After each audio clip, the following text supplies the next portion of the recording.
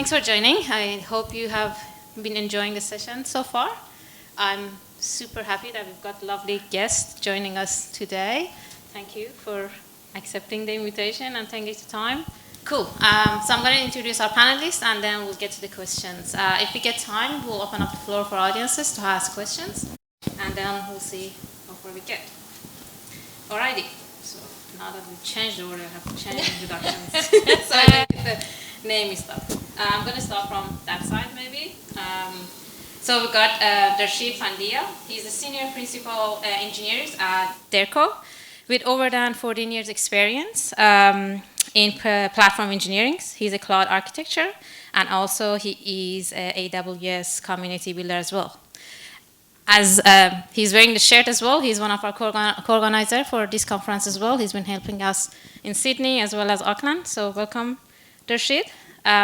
Moving on to Tim McNamara. He's a founder of Accelerant, which is the consulting specializing in Rust programming languages. And after that, we've got Suzana Melo-Moraes, who is a junior full stack developer who made a shift at her, should I tell your age? I won't. I can tell my age. Who made a shift recently with zero technical background, who made a shift to join a technical land as well. So I'm super excited and keen to hear your story as well. So welcome and thanks for joining. Last but not least, we've got Susan Brendan, CTO and co-founder at Kaleida, and she's also a co-organizer of Tech Leading Ladies in Melbourne.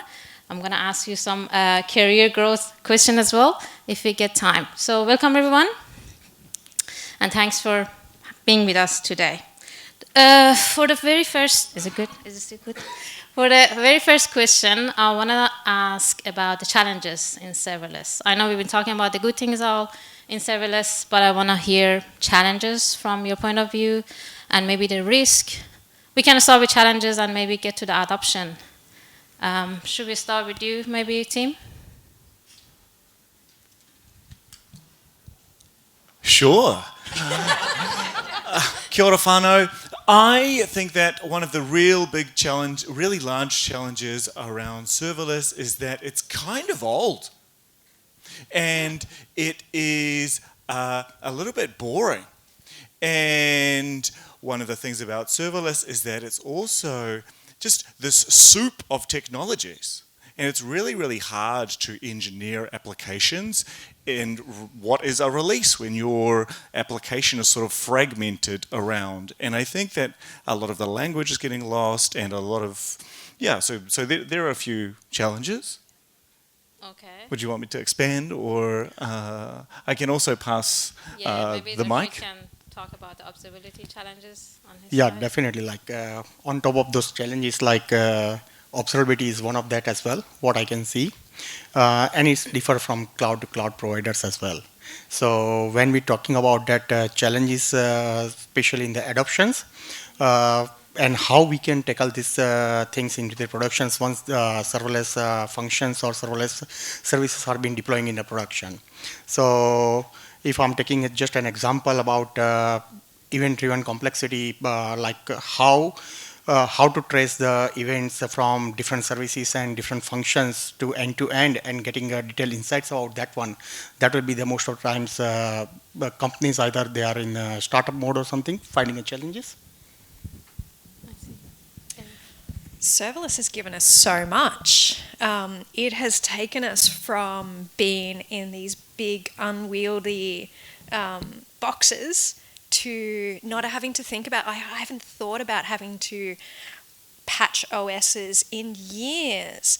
I wouldn't say it's quite old yet, Tim, but it's certainly in the middle of its career. So it's very mainstream now. It is so easy to just get code up there and running. The risk with that is that it is so easy to get code up there and running without necessarily thinking about it and architecting it in a way that it's going to grow well as you scale, because it does just scale naturally. That's its strength, and that's our challenge as developers. You mentioned that it's quite old, but if you want...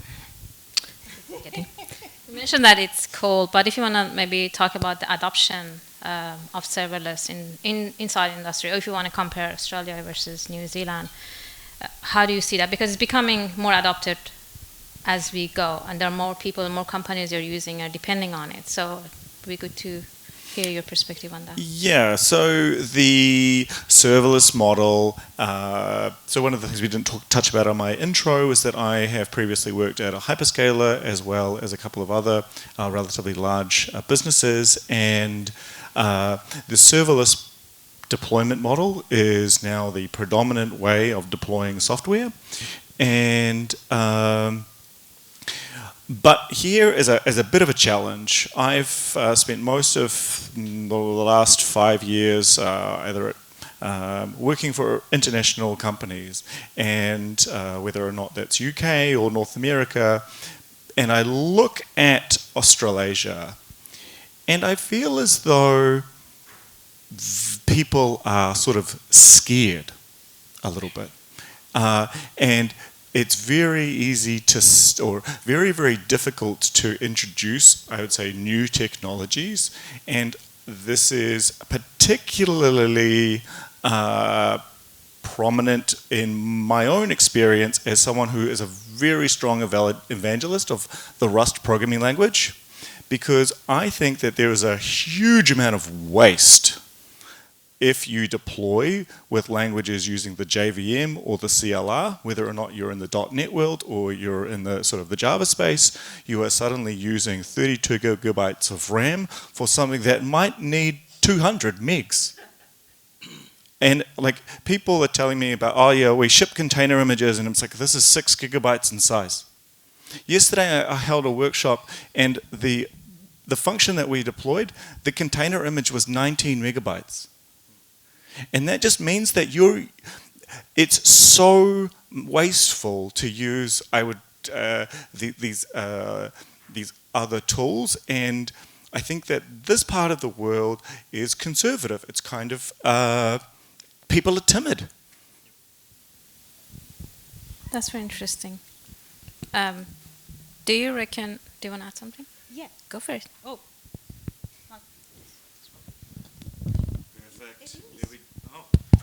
Now it's going. Hello. Yeah, no, I think the discussion is very interesting about what you said, but sometimes I think like a serverless, it's kind of, a trend, everyone, oh my gosh, we need to go serverless, because this is the future.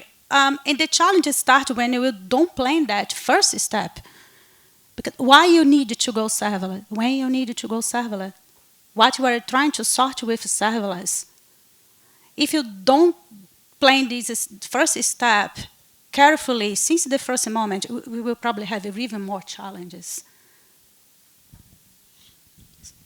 So I would add what Suzana mentioned is that like scalability, definitely people want to scale their applications and services, but scalability with a sensible things is important as well, because everything is a serverless, but that scalability will blown out your account as well if it's not been mindful or not been taken care well. So I definitely agree. I see a lot of over-provisioning, Tim, as well, especially as the sensible default, or the paths that it keeps leading you towards, are often over-provisioned services. And yeah, no one wants to run out of RAM, and so so we're always going to ask for like the next instance size. And the thing is, that's perfect for the provider. They want you to ask for more. But when we had EC2s, they were so expensive that we would be like really making sure that we were hitting that. With serverless, it's death by 1,000 cuts often. It's a little bit extra on a lot of things. And often we're not always empowered to be managing our dollar spend as well. So it's a lot often across a whole organization. And we sort of go, oh, maybe the ops team will sort of like run a report and tell me what's over provisioned. It would be amazing if that was starting to be baked in by the cloud providers as well. That's very interesting. I guess we were talking in the back room that sometimes we have to choose the right services that we want. We have to design it.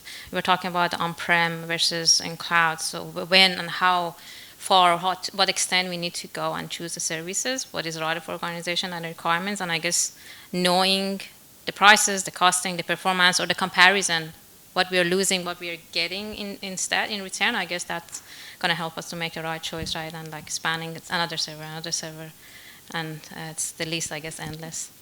Yeah, I think it's about what you are trying to sort. It's not like a one show fits all. That's 100% true. May I throw the grenade into the room? No, love that. We've got sponsors from I love providers, that. so we don't want to make too much. So here is a proposal. One of the things is that, and I worked at a cloud provider, but maybe back yourself to host it yourself. It will be way cheaper, way faster, and by the way, No. to an extent, or like at least provide the ability for you to actually run the analysis and verify that your provider is earning the money that you are giving them. You should demand excellence from the people that you are paying every month, because cost really does matter. And you are not feeding a charity. You don't need to provide your cloud provider more money than they actually need. They've got enough. So I feel you can even host serverless workloads on-prem, like it's an actual thing, and back yourself. Give it a go. Okay. That's the grenade. It's like you should pick up think, how can we, in a competitive landscape, where can we actually create arbitrage? How can we be 3, 5, 50 times better than our competition? And try things that they are not. I see. Maybe start with your dev workload.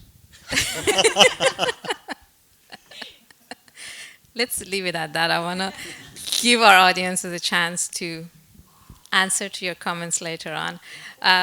But I want to ask Suzana, you started maybe a few years back in your technology development, software development journey. So what advice would you give people who want to start and get into this journey with everything that is happening every day, new things, new names, new terms? So as someone who started like 3 years ago, as you mentioned, what is the advice that you would give people to? Yes, around 3 years. But my first contact with even the term serverless, I think it was around 1 year ago. What? Yeah. So, hi everyone, I'm Suzana. So quick context, especially for the fellow students that are here as well. I moved to New Zealand around 10 years ago with no English.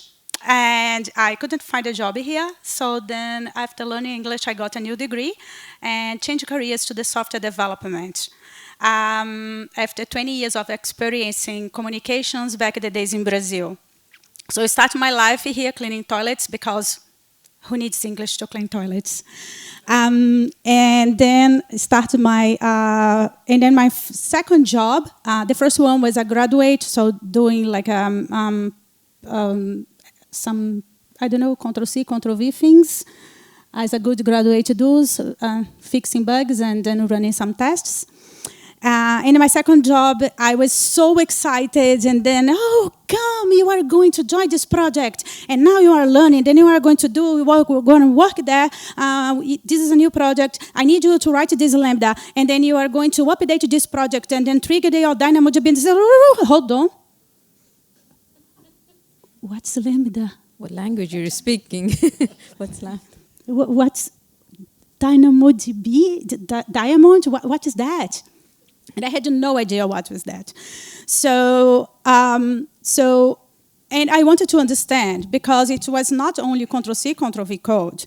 And I was like, okay, how am I going to learn those things? And then I started to look for ways to learn that. So meetups, it's a good way. I started to look for meetups, and then I became a very good friend of the meetups. And I run AWS meetup if you are interested.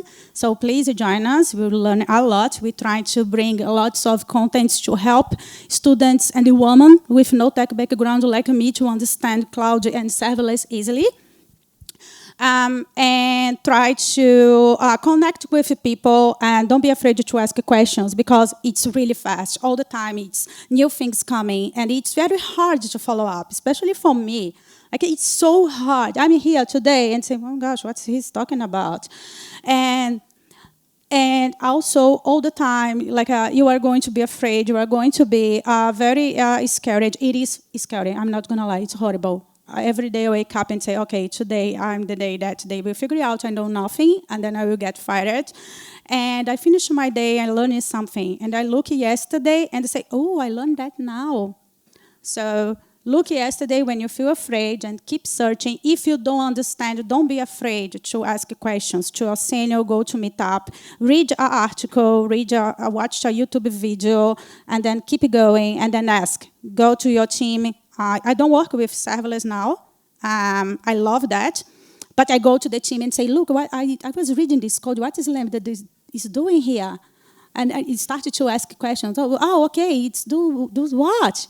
And go and look for information, and look to upskill yourselves, because it's really fast. Yes, please. Another grenade. But it's really scary. So, it makes... I actually have... So I have a humanities degree. And in fact, I have a master's in public policy. I was one of these Wellington public servants. And I had to change careers after the GFC. Sort of a similar thing. Public sector totally took the rug out of public policy. So look, let's create a new career. So I'll join tech. And do you have any advice for the people who are... so everyone in this room probably cares enough. They probably know one or two people that they might like to invite into that meetup community. How can people in this room kind of show kind of that peer-to-peer leadership and nurture people that are sort of scared? Any advice? It is very hard. Like, it's not because I am a communications bachelor that it's easier for me. I know how to write. It does not mean that I know how to be extrovert person and be here. How do you feel? Can you imagine how I'm feeling now, sitting just beside the Rust guy? I'm just shaking. My husband should be dying because he loves you. He admires you. And now I'm sitting here like I know so much. Look, I'm sitting close to him. I'm freaking out. I'm shaking. But I'm here. Because if I don't come here, other students will think that they will never do. And all of you that are studying now, you deserve to be here as well. You can do it. So show up.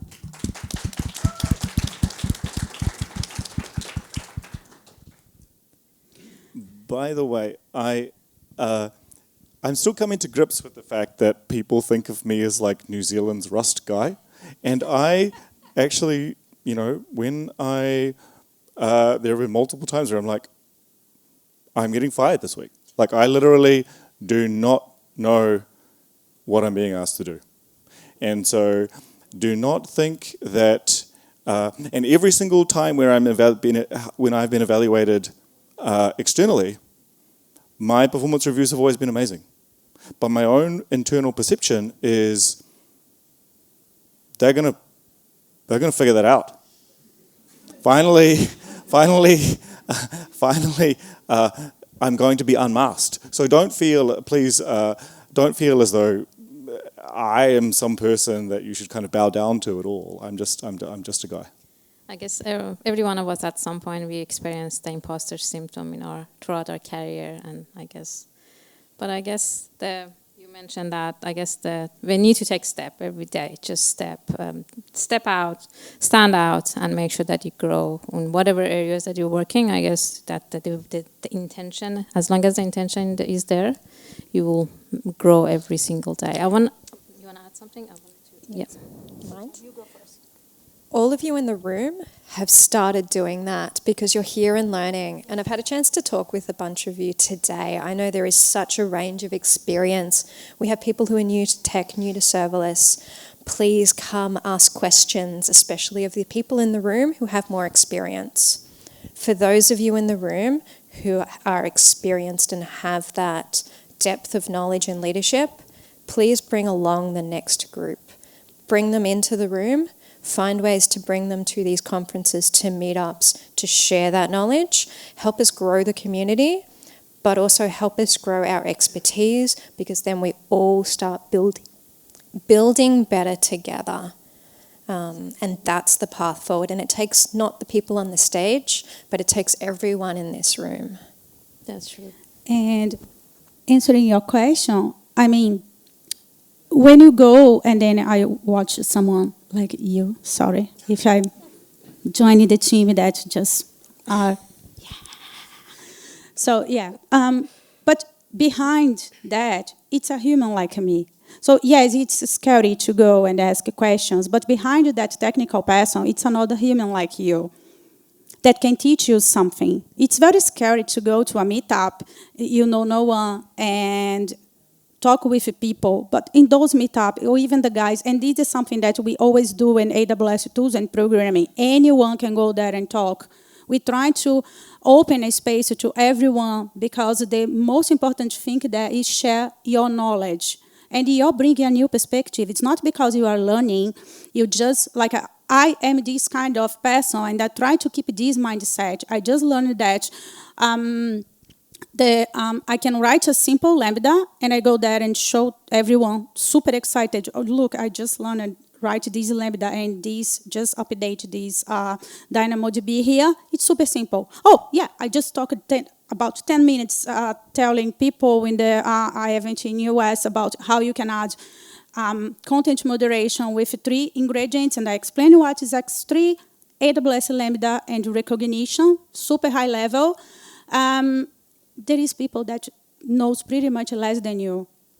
And I'm afraid here of my broken English. I'm afraid here because I had a look on Russ and say, oh my gosh, I'm able to learn that one day. This is so, and the guy's here. But he's a human like me, and he started like me one day. And I'm so happy. He was like even a not tech background. So I feel so him now. And you as well. I'm a bit cautious about the time. I want to give our audiences to have a chance to ask questions. And by the way, thank you for running the panel for me. I was just sitting and listening to you all, so thank you. We've got a few minutes left, so if anyone has any questions, comments, concern. Okay. We've got 2. Awesome. Mike. You go. What one piece of advice would you give a company or an organization that's wanting to start out with serverless, that has never used serverless technologies? Very good question. Who wants to take it on? Just for the recording, the question was, if you're just He's doing starting my out, do we have any advice? So, yeah, like my personal opinion is that, like, if any organization wants to start adapting serverless, just define your use case, business case, and just test it first that it is fit for the serverless or not, because everything is serverless doesn't make sense all the time. And once you define that one, once you taste the water and try with your MVP or something, that will be helping you out to understand that yes, it's the right direction to take it forward or not. Keep it contained, and don't be afraid to get expertise in to help. You don't have to learn through trial and error the hard way. Sure. I can give you the mic. Lars is busy. It's fine. Thank you. No worries. Hello, everyone. I'm Tracy. I'm originally from Vietnam. English not my first language. So if you don't understand my English, fine. I keep it up 10 years later. Okay, so I graduated in Sydney in cybersecurity and recently moved to Auckland. So my questions to all the panel is, during your tech career, what was your most struggle and how could you overcome it?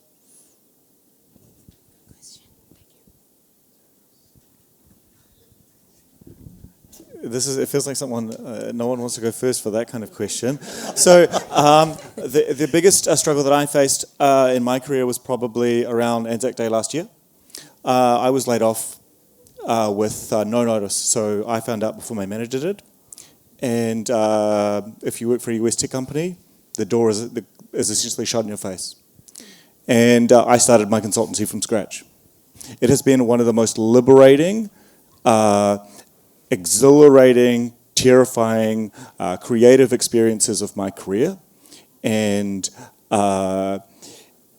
so my advice would be to, if you are encountering a situation where there's a lot of anxiety about redundancy, about the economic conditions, and all of that, just to remember that to continue to breathe, and there is light at the other side.